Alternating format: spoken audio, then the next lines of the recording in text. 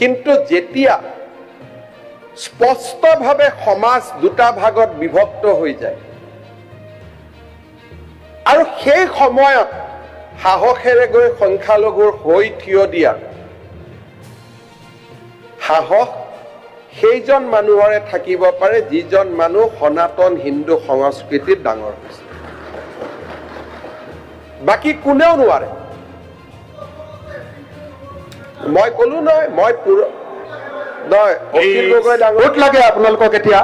কাৰো ভোট নালাগে এবাৰ আহিছে 26 আহিছে আপোনাৰ কথা বদলিছে এই ভোট খেলিব আপোনাৰ কথা বদলিলে 26 আহি গ'ল আপুনি অলপ আগতে কৈছিলে বোলে এপিছমেণ্ট নকৰো আপুনি শুনি লওক আৰু এই গোটেইখিনি ভোট আপোনাৰ নামত দি দিছো মই আজিও কৈছো যে বিজেপিয়ে কাৰো পৰা ভোট আশা নকৰে আপুনি যে কংগ্ৰেছৰ মন্ত্ৰীটো আপুনিও আছিলে মই আছিলো আটাইতকৈ শক্তিশালী মন্ত্ৰী এজন আছিলে আছিলো আপোনাৰ দিনত মানুহ মৰিছিলে এতিয়া আপুনি তাৰমানে আপোনালোকে ইনডাইৰেক্টলি শক্তিশালী বুলি মই এটা কথা বুজি নাপাওঁ কংগ্ৰেছৰ সদস্যসকলে অখিল গগৈ ভাল কৰিব যায় নে বেয়া কৰিব যায় মোক শক্তিশালী বুলি কৈ তৰুণ গগৈক দুৰ্বলী কৰি দিয়ে আপোনালোকে আজি মোৰ মন্ত্ৰীসভাত কোনোবা শক্তিশালী মন্ত্ৰী আছে নেকি যেতিয়া আপোনালোকে কয় এৱে চলাইছিল এৱে কৰিছিল তৰুণ গগৈৰ ব্যক্তিত্বক আপোনালোকে বাৰে বাৰে কিয় অপমান কৰে মৃত মানুহ এজনক নাপায় নহয় তেনেকুৱা কৰিব ভালকে দেখি আপোনালোকে আপুনি এনেকে মই এইটো এটা প্ৰৱণতা দেখিছো যে মৃত্যুৰ পিছতো অখিল গগৈ তৰুণ গগৈ কিমান সমালোচনা কৰে এইবিলাক একেবাৰে আপুনি আকৌ পলিটিচাইজ নকৰিব আপুনি একদম উল্টা কথা কোৱা মানুহ পৃথিৱীত আচ্ছা আপুনি এটা কক এজন আজি যদি এই মন্ত্ৰীসভাত কয় ৰণোজ পেগু মুখ্যমন্ত্ৰীতকৈ শক্তিশালী তাৰমানে মোক অপমান কৰা হ'ল নে নাই আপুনি কিন্তু ভাল কাম কেইটা ক্ৰেডিট কেইটা সব লয় হাৰে 108 টো আপুনি আনিলো বুলি কয় হেল্থ মিনিষ্টাৰ কাৰণে ল প্লিজ আপুনি 108 টো আপুনি আনিলো বুলি কয় এটো কেন্দ্ৰীয় চৰকাৰৰ বস্তু আছিল ৰিপ্লাইটো শুনি লওক এইটো আপোনাৰ ৰেকৰ্ড ৰিপ্লাইটো শুনি লওক এনএছএম টো আপোনাৰ আপোনাৰ লগত মই টু মেমে কৰিব খোজা নাই কিন্তু ৰেকৰ্ডত কৈছো 108 সম্পূৰ্ণ ষ্টেট গভৰ্ণমেণ্টৰ স্কিম আছিল যেতিয়া আমি আনিছিলো ৰেকৰ্ডত কৈছো কালি মোৰ ওপৰত প্ৰিভিলেজ মোচন লৈ আহক যদি মই ভুল কৈছো গতিকে আপুনি যিখিনি আপোনাৰ মই দেখিছো যে বয়স যিমানে হৈ গৈছে আপুনি সৰু ল'ৰা টাইপ হৈ গৈছে আপুনি এটা মনত কেতিয়া ভাবিছন 126 জনৰ কোনেও এনেকে উঠা পুঠা নকৰে আপুনি কৰি থাকে আৰু সাধাৰণ দুই এজন মানে ভাবে যে আপুনি বহুত এক্টিভ এমএলএ কিন্তু আসলতে যে আপোনাৰ একোৱে নাই ইউ হ্যাভ নাথিং আপুনি যদি ইন্টেলেকচুয়ালি চাব যে একো যায় আপুনি খালি ভুল তথ্যবিলাক দি থাকে ইটো হিটো এতিয়া কৈ দিলে এনএক্সএম সেন্ট্রাল গভৰ্নমেন্টৰ Hari 108 was a state government scheme give credit to Tarun Gogoi তো আপুনি টেটৰ শিক্ষক ইটো was a state government আপুনি মনত কৰকচোন টেটত যেতিয়া শিক্ষক নিযুক্তি হৈছিল আপুনি লৰাবিলাকক গৈ কি কৈছিল এই তত 9 মাহৰ চাকৰি সব শেষ হৈ যাব কৈছিল না নাই ককচোন আপুনি যিমান এতিয়া হে কন্টেক্সুয়াল শিক্ষক এতিয়া কন্টেক্সুয়ালে হৈ আছে আপুনি কৰিব পৰা নাই এটো আপোনাৰ দিনত স্কুল কমিছে স্কুল বহা নাই চৰকাৰী স্কুল আপোনাৰ ঘৰত প্ৰাইভেট স্কুল হৈ গৈছে আপোনাৰ ঘৰৰ মানুহে প্ৰাইভেট স্কুল খুলিছে প্লিজ যেতিয়া কোনেও একো কৰিব নোৱাৰে যেতিয়া এজন মতা মানুহ খুব দুৰ্বল হয় তেতিয়া তেওঁ মাইকী মানুহক আক্ৰমণ কৰিব আৰম্ভ কৰে আপোনাৰ মই যদি কওঁ আপোনাৰ পৰিবাৰে বিবৰা কলেজত কেনেকৈ চাকৰি পাইছিল মইতো আজিলৈকে কোৱা নাই গতিকে কব লাগে চ্যালেঞ্জ এইটো সময়ত আপুনিও চ্যালেঞ্জ ঠিক আছে এই দিনাখন ইন্টাৰভিউত মই আপোনাক আগত কওঁ আপোনাৰ পৰিবাৰতকৈ চোকা ছোৱালীক পিছ পেলাই থৈ চাকৰি দিয়া হৈছিল পেপাৰত ওলাইছিল ৰেকৰ্ড আছে মই আজি চ্যালেঞ্জ ইজ একসেপ্টেড আন্দোলনকাৰী স্যান্ডেল পিনা আন্দোলনকাৰী মানুহ এজনে যেতিয়া চানমাৰিত মাটি কিনে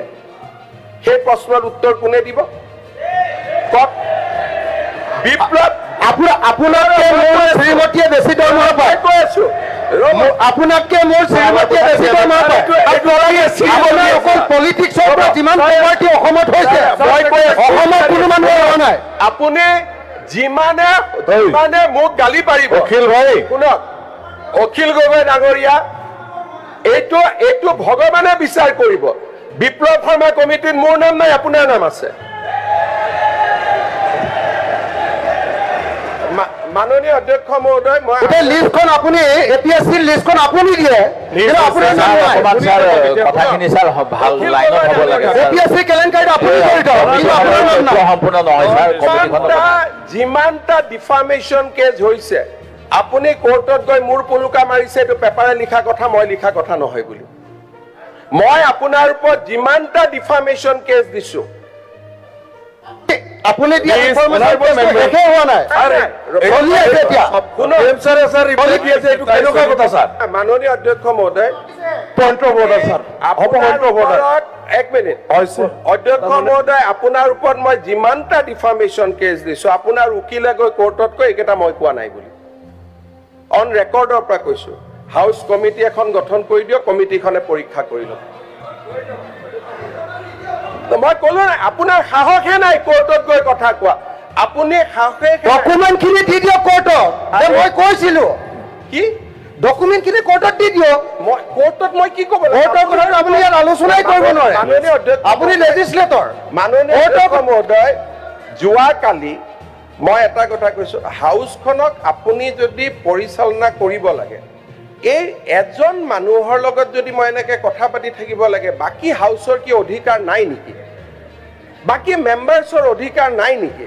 ইমান নিজক কিয় ডিগ্ৰেড কৰে এটাতো লেভেলত থাকক মুখ্যমন্ত্ৰী এজনে কথা ক'লে মইতো আৰু আপুনি পাতি দিয়া নাই অসমৰ মানুহে মোক মুখ্যমন্ত্ৰী পাতিছে আজিও আপুনি যিমান শিৱসাগৰ জিকে জালুকবাৰীত মই তাতকৈ বহুত হাজাৰ ভোটত জিকি আহোঁ গতিকে এটা মানুহৰতো ৰেসপেক্ট এটা সৌজন্য এটা মিনিমাম বয়স বাঢ়িছে ইউ আৰ বিকামিং ফাদাৰ এটাতো নিজৰ ল'ৰা ছোৱালীও চাই নাথাকে জানো আপোনাক এটা নিজক বচাওকচোন you have been given enough time এনেকুৱা নকৰিব অসমৰ মৰ্যাদা এটা আছে ল'ৰা ছোৱালী আপোনাৰ পৰিবাৰ ঘৰত গৈ আপোনাকে কয় নহয় যে এইবোৰ কিয় কৰা বুলি নকৰিব ভাই মই আপোনাক ৰিকুৱেষ্ট কৰিছো you take half an hour time extra যি মনত আছে মোৰ পৰা আপোনাৰ লগত মোৰ কোনো যুঁজ নাই কোনো স্বাৰ্থ নাই ইউ টেক 1 আৱাৰ ফ্ৰম মি আমি শুনি থাকিম আপুনি যি ক'ব খোজে যোনে কথা কওক কালি জয়ন্ত মল্ল বৰুৱাই কথা কৈছে পিএইচসি তেওঁ পিএইচসি ডিপাৰ্টমেণ্টটো তেওঁ জন্মস্বত্বে লৈ আহিছে নেকি আজি মন্ত্ৰী আছে পিএইচসিৰ গালি নাই সেইটো গালি তেওঁ কিয় খাব গোটেইটো অসমীয়া ইঞ্জিনিয়াৰবিলাকে কাম কৰে পিএইচসি ডিপাৰ্টমেণ্টত তাৰ মাজত 10 জন ভাল ইঞ্জিনিয়াৰো আছে গুণে টকা পইচা নাখায় তো এনেকে জেনেৰেলাইজ কৰি কৈ থাকিলে সকলোৰে মনবিলাক ভাঙি যায় নহয় মই আপোনাক ৰিকুৱেষ্ট কৰিছো যে প্ৰধানমন্ত্ৰীয়ে সংসদত কথা ক'লে কোনেও কথা নকয় আৰু আপুনি কওঁতে মই সবক হাক দিছো যে উত্তৰ নিদিব তেওঁ ক'ব দিয়ক ল'ৰা ছোৱালীৰ ওচৰত কিছুমান থৈ যাওকচোন যে we conducted very well Pramod Gogoi ইয়াত আছিলে আপুনি যিটো সমষ্টিৰ পৰা প্ৰতিনিধিত্ব কৰিছে তাৰ এমএলএ আছিলে Pramod Gogoi how he conducted house কিছুমান এনে বহি থকা মানে ভাবিব পাৰে অখিল গগৈ বহুত ডাঙৰ কৰি দিলে but history will not be kind to you history will be kind to you those who has give good speech recorded speech কাৰোবাৰ ঘৈণীয়েক টৈণীয়েকৰ কথা কয় নেকি ইউ এৰেষ্ট হাৰ কিবা যদি ভুল কৰিছে কাৰোতো সাহস হোৱা নাই আজিলৈকে কোৰ্টত গৈ কেছ এটা কৰা যে চি ইজ ডুইং ইলিগেল এজনী মানুহক কিমান কৰে 2009 আপুনি মোৰ জন্মৰ বাচ্চাটোক গাড়ীখনৰ কথা কৈছে আজি হাউসৰ সবৰে গাড়ী এখন একেখন গাড়ী মই আজিও মনত বহুত দুখ পাই থাকো আপুনি মোৰ 2 বছৰীয়া ছোৱালীজনীক যিটো কৰি থৈছে নহয় নাপায় ইমান কৰিবৰ কাৰণে আৰু মইতো এনেকে থিয় হৈ থকা নাই I have also done something for the society ছোৱালীজনীক দেখিলে I cried how many nights looking at her সৰু ছোৱালী এজনীক আপুনি তাৰ বয়স তেতিয়া 2 বছৰ 3 বছৰ হৈছিল আপুনি মনত ৰাখিব মই আপোনাক তথাপিতো আই টক টু ইউ তথাপিতো আপোনাক মই মাতি লৈ যাওঁ তথাপিতো নিয়মতেতো মোক ঘৰত গালি পাৰে মানুহজনৰ লগত কিয় কথা পাতিছা যেতিয়া আপোনাৰ লগত মই কথা পাতো ৰাতি গৈ ঘৰত I have to give answer যে why I am talking to you আজি কাৰ গাড়ী নাই যিখন গাড়ীৰ কাৰণে আপুনি মোক ছোৱালীজনীক ধৰিছিলে আজি জয়ন্ত বৰুৱাৰ পৰা সৰু সাংবাদিক এজনলৈকে সৰু বিধায়কে কোনে সেইখন গাড়ীত নুঘূৰে মোক কওক আজি আপোনাৰ গাড়ীখনৰ কোৱালিটি লওক আৰু সেই সময়ত মই চলোৱা গাড়ীখন মিলাই চাওক মই নকওঁ মই নিজে আজি নিজক অলপ বুজি লওকচোন যে হোৱাট আই এম এটা কৈছে লিষ্টখন বিপ্লৱ শৰ্মাক মই দিলো তাৰমানে বিসম্বাদী কংগ্ৰেছ বিধায়ক এজনে লিষ্ট দিব পাৰে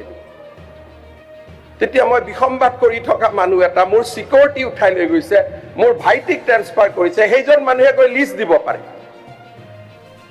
এই do not go to A certain level কোনোবাই আপোনাক ভোট দিয়ে দিব কিন্তু যিসকলে আপোনাক জিকাই তেওঁলোকক মই এদিন মাতি আনি দেখুৱাব খোজো যে আপুনি কি লেভেলৰ বিধায়ক বাকী সকলে কিমান ইন্টেলেকচুৱেলি কথা কয় নকৰিব ভাল নালাগে